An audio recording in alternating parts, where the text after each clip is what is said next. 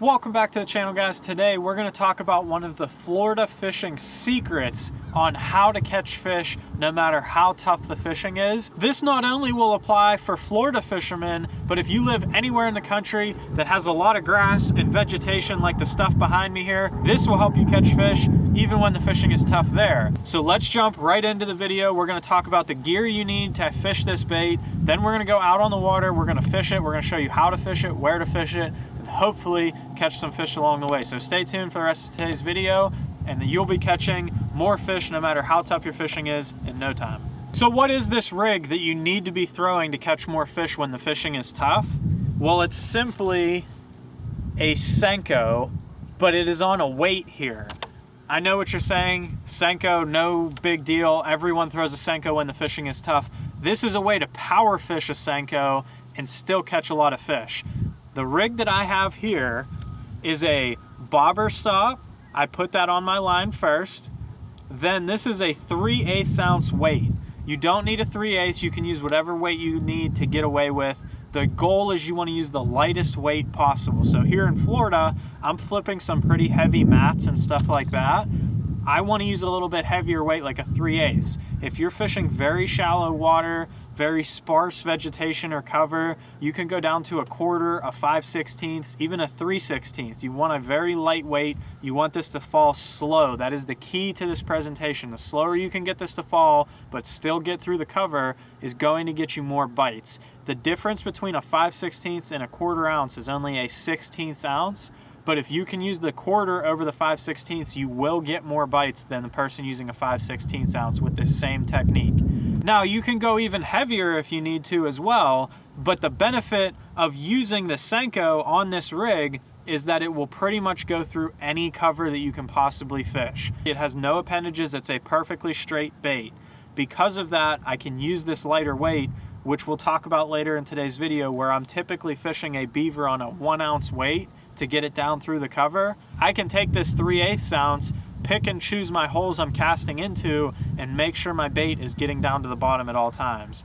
The only things left on this rig is a 3/0 Superline EWG worm hook from Gamakatsu. I just use a regular worm hook. If you prefer flipping hooks, straight shank, you can do that as well. Basically, you just want a very strong worm hook.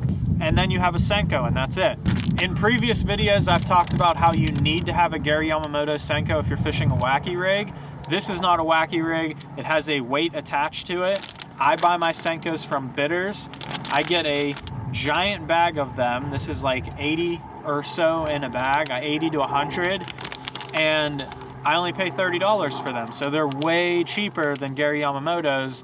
They do not have the same salt content as Gary Yamamoto's, so they won't sink on a wacky rig, but when you're attaching a weight on a Texas rig, they do the exact same thing as a Gary Yamamoto, but will save you money at the end of the day.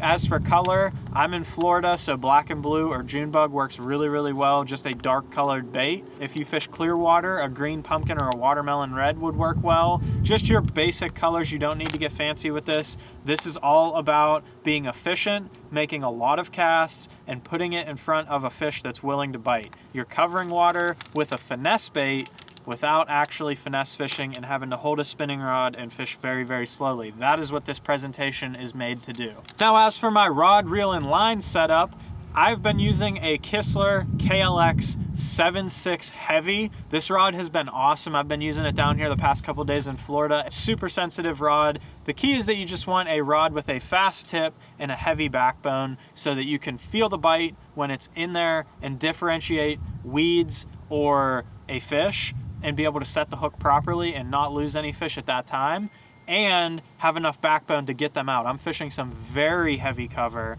so a lot of these fish will bury you right down in the grass, even 12 inches. You'd be surprised how quick they can get you wrapped up in something, and you can lose them just because your rod isn't heavy enough. Because we want heavy gear, this is a Kistler Series 1 bait cast reel. It has 19 pounds of drag, and I have it locked all the way down. This drag cannot come out. If I set the hook, I'm pulling the fish towards me. They're not pulling any drag out. I want to get it out of the cover as fast as possible. So I set the hook, yank that fish out of there, and then you can play them once you get them out. The last key to this setup is just 65-pound braid. You can use 50 as well if you fish a little bit lighter cover, but I'm in Florida again, so I'm using 65. And for the reel, I also have a 7:3 to 1 gear ratio on getting them out quickly. I want the fastest reel I can get, pop them out of that cover and get them heading towards you. That's how you're gonna land the most amount of fish with this technique. So let's go fish this bait around, see if we can catch a couple fish. We're gonna show you where you wanna throw it and how you wanna fish this bait to get as many bites as possible. Like I said, this is gonna work really well when the fish do not wanna bite. We had a big cold front come through last night. They're not really gonna be in a feeding mood, especially in Florida. That all but kills the bite down here. And while this bait might not be incredible and we might not crush a ton of fish today, it might get us more bites than what a beaver would get us, or any other bait, a rattle trap, a chatterbait, anything that really these fish don't wanna bite today. This might get us more bites than that will, making it a better day of fishing and catching more fish at the end of the day. Now, as you can see, we have a bunch of grass here going down this grass line. All I'm gonna do is basically flip this wherever I would flip a regular heavy beaver or punching rig or anything like that. But I'm just going to look specifically for holes in the grass or the edge of the grass. The only problem with this rig is that it doesn't go through everything like a heavy beaver or punching rig would, or a jig. So you have to kind of pick and choose your spots, throw it in certain holes, and get your bait to make sure it goes all the way down to the bottom. So all I'm doing is flipping a bunch of holes. You got to make a bunch of casts. This bait has no action to it, like I mentioned earlier. It's it's just a Senko. It has no action. So all I'm doing with this Senko rig is I flip it into whatever hole I want to throw it into. So I throw it to those pads right there, let it sink down to the bottom. I watch my line, make sure that bait hits the bottom. When I know it's on the bottom, all I do is just lift up a little bit to see if there's any weight on there, or if a fish grabbed it on the fall. I may hop it in place 1 or 2 times, and then I pretty much reel it right back in and make another flip. When the bite is tough, you don't necessarily need to look to get the fish to bite that are inactive on the places that you're fishing. What I try to do is cover enough water with something like this, rather than go with a wacky rig Senko and fish really slow on a bunch of places. I'll fish a little bit faster with this Senko. It covers more water, I can fish it fast and flip a lot of areas to find more active fish that are actually willing to eat my bait, rather than try and force a fish that doesn't want to eat because of the cold weather or heavy fishing pressure. Or there's one right there.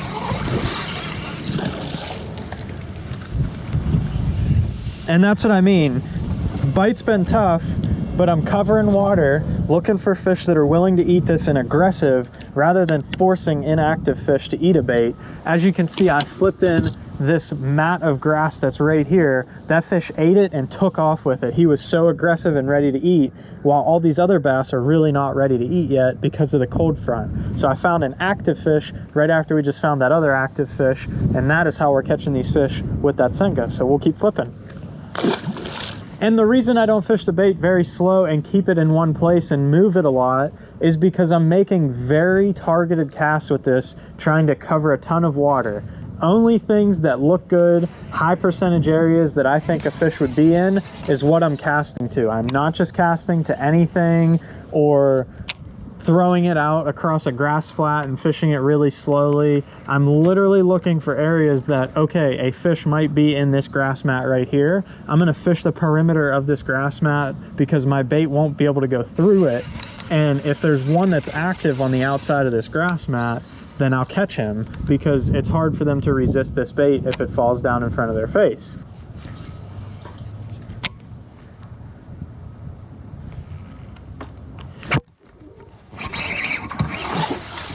Got him.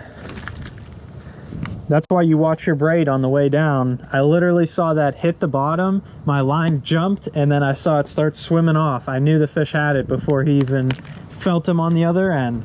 Not a big one, but we'll throw him back, try and get some more. Like I said, high percentage area. This is a dock right here. I'm on the back side, and I skipped all the way underneath to a place that you can't get a bait typically. If you're fishing for pressured fish or ones that don't want to bite, if you can reach fish that no one's fished for before, you can oftentimes get a bite. Even though that wasn't a big one, it very easily could have been. I hope you enjoyed this video talking all about this little bait that people throw down here in Florida to catch some fish when the fishing's tough. It's not some game changer bait that no one's ever heard of before, but rigging it this way allows you to power fish a Senko and catch some fish and not have to stand there with the wacky rig in your hand or the drop shot all day. You can still get up in this heavy cover where you're catching them on a jig, catching them on a beaver, and still have fun flipping with your flipping stick and putting some fish in the boat. So if you enjoyed today's video, leave a like down below and make sure you subscribe so you don't miss any more of my fishing videos coming up. Thanks for watching.